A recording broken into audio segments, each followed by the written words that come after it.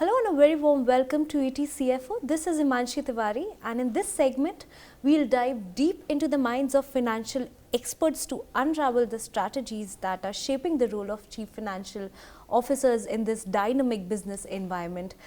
Today we have a pleasure of having Mr. Rakesh Nangia with us, who is the chairperson of Nangia Andersen India.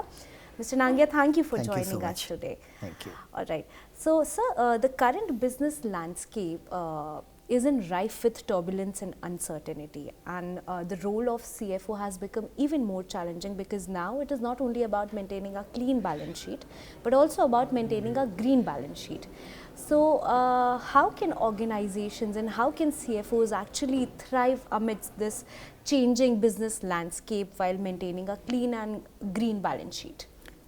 See, the role of the CFO has totally and dramatically changed and is evolving also. What used to be there maybe a decade back was not relevant 5 years back.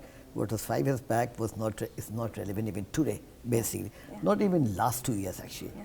It's a dynamic role, ever changing, evolving, and you have to change with the time domestically, globally, what is happening around you. You just can't be a mutated spectator anymore. Right? If you have to flourish, if you have to grow, you have to be contemporaneous.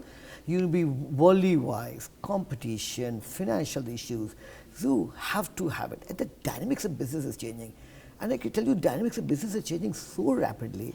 Things are becoming stale, outdated in no time. No time. So I think there's a complete awareness, the awakening, even by the CFOs, and they're realizing it. And they become a very important arm for business rather than erstwhile a compliant CFO. Yeah. So that is not a function. The CF evolved now. He's leaving those old functions to technology, to the people, and most likely relying on the technology part is concerned, and moving into much more go ahead of it. So green balance sheet is not only one of the important role he has to perform now. But it's not the only role he has to perform. That's the thing. And I think so, I can see it'll continue. He will fail. I can tell you a CFO is going to face more challenges. And I can tell you that he has to be on the right side of the law all the time. He's a doer in finance and other matter, which has a lot of consequences.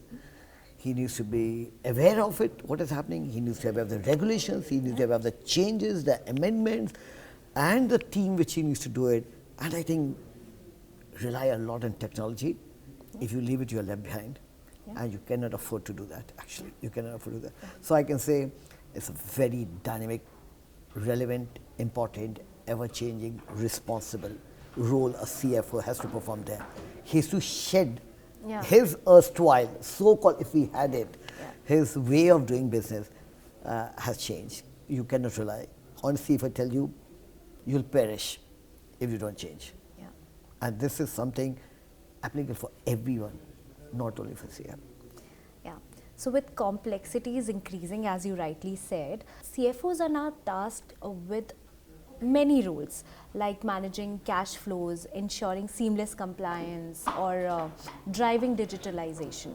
So how do you see CFOs, can thrive in this environment and can perform this multifaceted roles in a better way?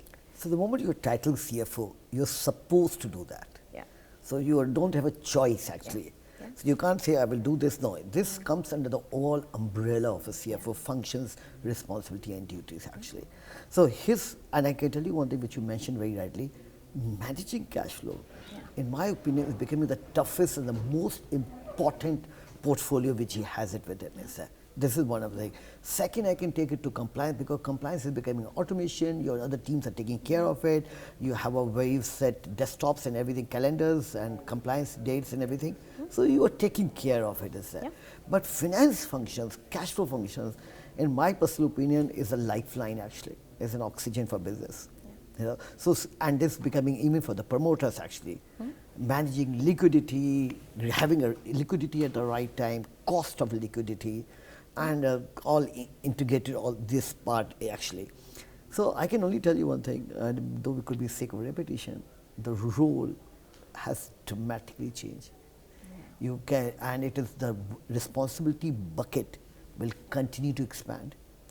As the business intricacies, business size, business volume, business portability, free flow of capital, free flow of human resources, free flow of IP, everything happens, you'll find the role becoming bigger, bigger, challenger.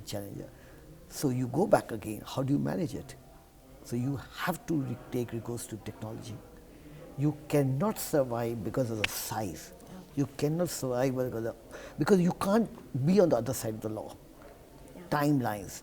And do you think a business is going to become uncomplex? No.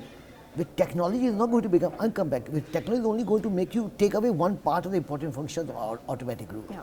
So don't think you basically, with technology, he says, oh, I'm an easy man. No, he has more 100 things to do actually. Yeah. That has been catered by the technology where he could have been partially dispensed away with the full time he need not devote. He's not dispensed away, but he's not devoting so much of time. His worry list is becoming low, compliance may become lower. He's a watchman, he's watching it, but it's not his niche to attend it, only on exception basis. So speaking of seamless compliance, let's move on to regulatory compliance and also ESG that has gained a lot of prominence over these years. So how do you see organizations can balance these things while making strategic decisions? So first of all, let me tell you about the regulatory compliance. Compliance is becoming a serious, important issue. And what is government, as government is also moving to technology, how do they see you? How do they view? Only through technology, right? They're seeing you sitting on a desktop, they know exactly what is happening, who's filing what is being done. It's accessible to the government basically. So, and that's the reason the penalty, the fines, the other defaults where you need to pay to the government in case of not being in time. And these becoming sacrosanct, there's no discretion. So if this is a fixed time, it's a fixed time. No discretion to extend timings. Those are over and outdated and out of the statute books, more or less now. So here the CFO basically, in terms of compliance part, it remains very important because of high penalties are concerned. And government will sprung up immediately to you. Government will know on the last day you have not done that. If you don't file a return, you sprung up like that. There's a penalty clause, there's a disallowance of credit, there's so many issues are there. And I think honestly, you don't want a penalty to be levied on you. You don't want that mark to come on you that you have not complied, you were penalized actually. That comes as a qualification, emphasis on matter on the report. It can come on any part is concerned. So you don't want to be seen as a non-compliant company, even with the lenders, private equity lenders, bank as a lender. They don't want to do that. That's a part. ESG is evolving. ESG is, you can't afford not to do now. You can only, has to be done, in my opinion, as a responsible citizen. Every corporate owes it back to the society. And I can see you the change, the climatic change, climatic visible changes. I'm not going to use a generic term. It's a visible change where you yourself seeing it happening on a yearly basis, basically. You cannot put it on the side. It's a cost of doing business. It's a responsibility you owe to the nature. It's a responsibility you owe back to the society, actually. And you need to do that as government commitments are very clear at the global level. We had a session in the morning, we were discussing it. Has it, in the past, it became a little bit of back burner. In my personal opinion, no way anymore. You know, the damage that will happen to the society will be too much if you do not become a responsible citizen in whatever capacity you can do that. And the government, and it's becoming globally. So, but yes, country of this size, you can't have it first day, put a switch on, everybody has to be compliant. You started with listed, 150 listed companies. Moving, you cover the whole listed companies in a couple of years' time. Then you have already moved to the supply chains, right? To your contractors, to your debtors, you have to see that. Globally, work with Europe and everything, it is becoming mandatory. It has become mandatory, actually. So you see it is a matter of time. It's going to become an integral part of every businessman. And I think a good part is happening. The businesses are realizing, though it's a cost, but there's a realization also. And it's not a forced realization, it's a little bit of voluntary, yes, they owe it back to the society. And if you make it mandatory, you have no choice actually. So there's a good, beautiful involvement, I think, I can say that. So there's a lot more in a CFO's plate now, right? So what opportunities do you see for CFOs in the coming years? I think I can, rather than seeing an opportunity, he better be prepared to take more responsibility, be prepared to take more performance obligations, be on the right side of the law, basically, and ensure compliances, ensure ESG, ensure lending, economical lending, and actually becoming actually a very important pillar for the business. Erstwhile, it was not so much. Again, just go back 5 years back. It was not there actually. And it has just happened in the last few years actually. Yeah. So it is an important pillar, I can say, and you would have seen so many CFOs have moved to CEO's position. Yeah. Right, why? Yeah.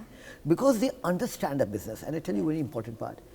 Finance function, lending, borrowing, recovery, managing cash flow, is a much important function. Yeah. It is a specialized function also. Yeah. So that's, and every business needs money. Every business needs working capital. Every business wants more money, more working capital actually. Yeah. So, and there's a demand there. And then the CFO role, in fact, as I told you, has become a very, I'm repeating it, but very relevant. I want to put emphasis on it, important pillar for the business. And that is the reason you found they're moving to CEO functions.